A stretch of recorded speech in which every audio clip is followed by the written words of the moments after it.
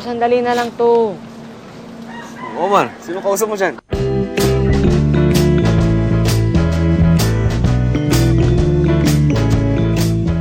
Uy, kuya,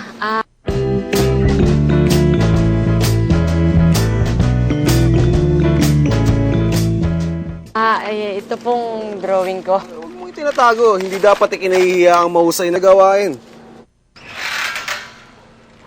Jarius! Bakit nga pala ikaw nagatid nito?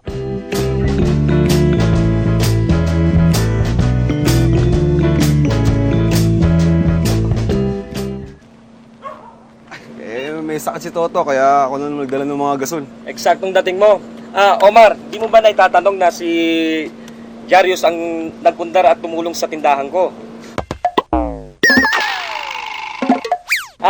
Jarius, si Omar nga pala. Gusto rin magpundar ng sariling negosyo. Mabuti ang balak mo, Omar. Bata ka pa lang, may plano ka na sa buhay. Kuya Omar?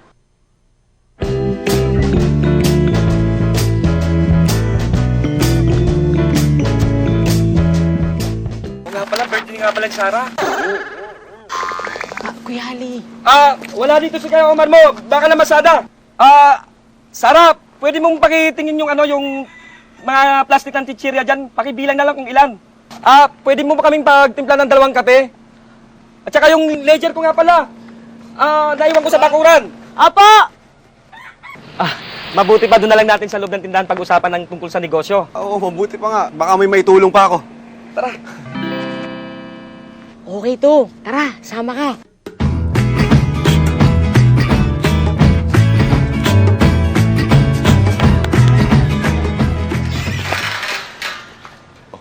Ano na bang naturo sa'yo ni Kuya Ali? Bukod sa kailangan ng mga tao ang ininegosyo mo, dapat interesado ka, may alam, at kakayahan ka.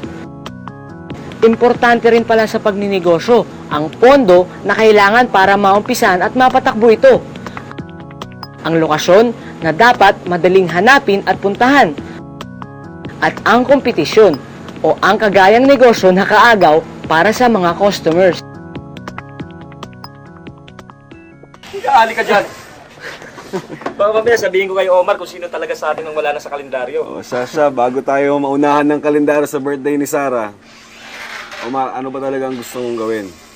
Paggawa ba talaga ng streamer ang gusto mo? Alam ba kung paano kwentahin yung mga kailanganin mo? Iniisip ko nga po eh. Kaya bago ka gumastos, kailangan planuhin mo muna yung takbo ng pera sa negosyo mo. Kailangan tanungin mo rin sa sarili mo, magkano nga bang lahat ang kailanganin kong puhunan? Posible nga kaya ang plano ko para sa negosyo ko. Ang pera ang gasolina magpapaarangkada sa negosyo mo. At kung ito ang pinag-uusapan, pinaiikot ito sa pamamagitan ng gastos, kapital o puhunan, benta, tubo, at kita. Kaya bago natin malaman ang kakailanganin mong puhunan, dapat muna nating alamin kung magkano nga abutin ng mga gastos mo. Magkano na kaya ang cake? Pansit kaya? Una, itabi mo muna yung personal na plano mo. Narinig kaya ako ni Kuya Jarius? Yung mga gastos muna sa negosyo ang isipin mo. Matanong ko nga, Omar, ang paggawa ba talaga ng streamer ang gusto mong negosyo? Ilang streamer ba kaya mong gawin? Halimbawa, sa isang araw. Makakatapos po ako ng isa. Kayang-kaya ni Kuya yan, kahit mas marami pa. Sarah, anong ginagawa mo rito? Kuya, nangiinis ka ba? Ako kaya nagbabantay dito sa tindahan. At saka ako ang tumutulong sa pagpaplano ng negosyo mo. Ay, Kuya Ali, meron pa pala dong 15 plastic ng chichirya. Di ba katatanong mo lang nun sa akin kahapon? Kuya Jarius, ito pong kapatid kong tutulong sa pagninegosyo ko. Kasi gusto niya rin magkanegosyo para makabalik siya sa eskwela. Nakakatuwa naman kayong dalawa. Naghahanda talaga kayo para magkaroon ng magandang kinabukasan. Ay, magaling po at mabilis gumawa ng streamer yang si Kuya Omar. Kaya sigurado ko marami kaming mabebenta eh. Teka, hinay-hinay lang. Hindi pa nga natin alam kung magkano kailangan nating puhunan at kung magkano na ito ibebenta. Teka, ano-ano bang kailangan natin pagkakagastusan?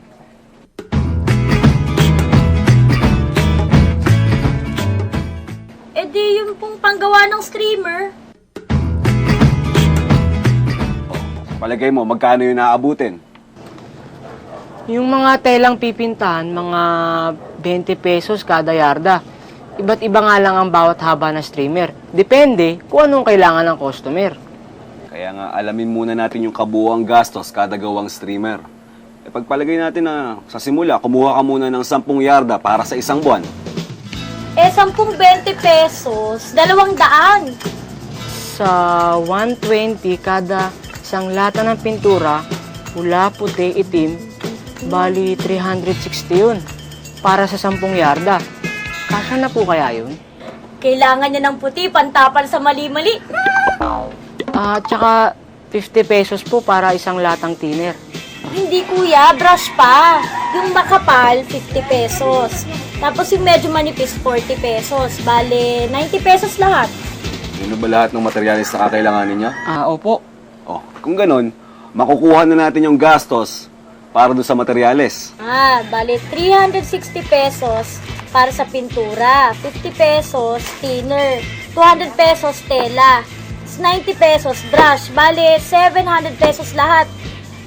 Yun yung kailangan natin para mabili natin yung mga materyales. At 70 pesos naman kada yarda. 700 pesos ang magagastos ni kuya. 700 piso. Diaryo, sa tingin mo ba, sapat na ba ang 1,000 pisong puhunan? Ang puhunan o kapital ang panimulang pondo. Pagpalagay natin na kailanganin nyo ng 1,000 pesos, yung perang matitira, itatago nyo yun para dun sa gastos nyo, sa mga nakaligtaan nyong isipin. Gaya ng gastos sa buwis. Ito ang binibigay mo sa gobyerno para makatulong ka sa bayan bilang isang kumikitang negosyo. Meron kung sa palagay nyo naman na hindi kikita ng higit na 100,000 pesos yung negosyo mo, kagaya nitong sari-sari store ni Ali, hindi nyo pa kinakailangan magbayad ng buwis. Kailangan mo rin magparehistro ka sa kagawaran ng Internas Rentas at ideklara mong magnenegosyo ka. Gagawaran ng internas rentas sa bayan ng opisina nun. Yung lokasyon o pwesto, tsaka yung kuryente at tubig, yan, kailangan gumastos din kayo dyan. Diyan lang naman sila sa tubo. Tsaka yung tubig at kuryente, hindi pa naman nila kailangan bayaran. Dahil wala mo nang bayad sa buwis, lokasyon, tubig, tsaka kuryente, 700 pa rin ang babayaran ni kuya. Buti na lang, meron kaming Kuya Ali na maaasahan. Kaya Kuya Ali, 1,000 pa rin ang hihiramin namin sa'yo. Teka, ako ba magpapahiram sa inyo? Kuya Ali, sabi niyo po, Oo naman, nagbibiro lang naman ako eh. Kung sakaling kapos naman yung kamag-anak nyo o mga kaibigan nyo, meron naman mga ahensya ng pamahalaan na maaari nyong mahiraman. Pero, huwag nyong kalilimutan. Siyempre, merong interest na ipapataw sa inyo yun. Pero, kung si Ali naman na magpapahiram sa inyo, siguro hindi naman kayo papatungan, hindi bali. Wala akong ibibigay na interes. Pero, kailangan ng pagdidisiplina ng pagpapaikot ng pera. Kaya para sa akin, sa loob ng 10 buwan, mabayaran nyo na ang pinahiram ko. Tama lang naman yun para maging responsable kayo sa pananagutan nyo. Sa 10 buwan na yon, umapatak na 100 pesos ang kailangan yung bayaran sa isang buwan o 10 piso kada yarda. Oh, sige nga, magkano ngayon ang kabuuang gastos kada yarda? Dali muna. Huwag yung kalimutan yung bayaran yung taong gumagawa ng streamer. ako yun. Bayaran mo ang sarili mo. Sapat na ba ang 100 kada yarda?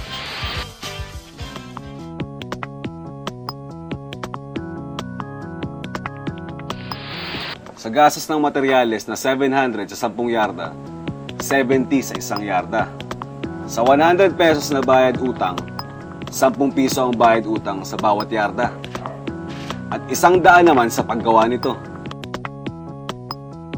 180 pesos, kuya. 180 pesos mo na ito mabebenta. Oh, huwag niyong kalilimutan yung tubo. Ha? Tubo? Oh, tubo.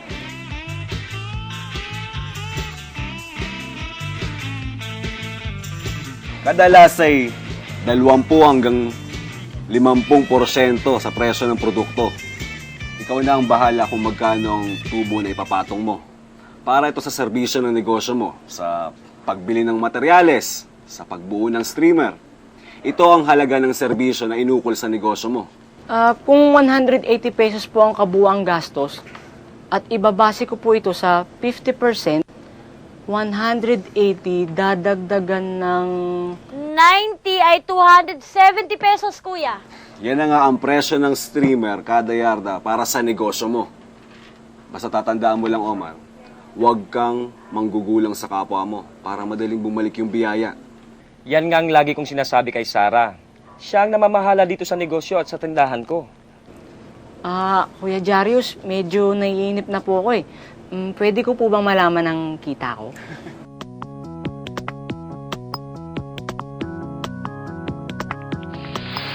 Ikaw talaga. O, ganito. Kunin na natin yung kabuuang benta mo para sa 10 yarda ng streamer na magagawa mo. 10 270 pesos?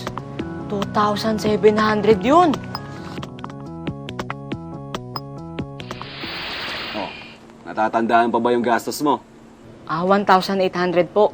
Sandali, kuya, hindi ba 700 pesos? Sa materialis yan. Ang sabi nga ni Kuya Jarius, isama ang bayad sa paggawa na 1,000 pesos para sa 10 yarda. Tsaka yung 100 sa bayad utang. Magaling. Oo nga, at kung ibabawas mo yung 1,800 na gastos mo sa 2,700 na benta mo, kikita ka ng 900 pesos. Tama ba, Kuya Jarus? May hilig ka sa matematika, ha? Naaasahan ko talaga yan sa pagkikwenta dito sa tindahan. Diyan po talaga ako magaling sa matematika. Yang kita mo ngayon, magagamit mo para makabili ka ng bagong materyales. Ayan, pwede na ako makapagtabi ng panggasto sa bahay. Magkano na kaya ang cake? Pansit kaya? Mabuti na rin yung nag-iipon ka para lumago yung negosyo mo balang araw. At saka para may mahugot ka kung sakaling kailanganin mo. Teka, may nakalimutan tayo. Regalo niya. Ha? Ano po? Sarah, may bibili yata. Kuya Ali, di ba magpapakain ka pa ng mga manok? Ha? Ganun pala paikutin ng pera sa negosyo. Alamin mo na ang mga gastos para malaman kung magkano kakailanganin kapital para makapagsimula. Itakda ang tubo para malaman kung magkano ang presyo ng produkto. At mula doon, malalaman mo na ang inaasahan mong benta. At kung ibabawas naman ang kabuuang gastos sa benta, ay makukuha mo na ang isang buwang kita. Ganun pala. Dami naman.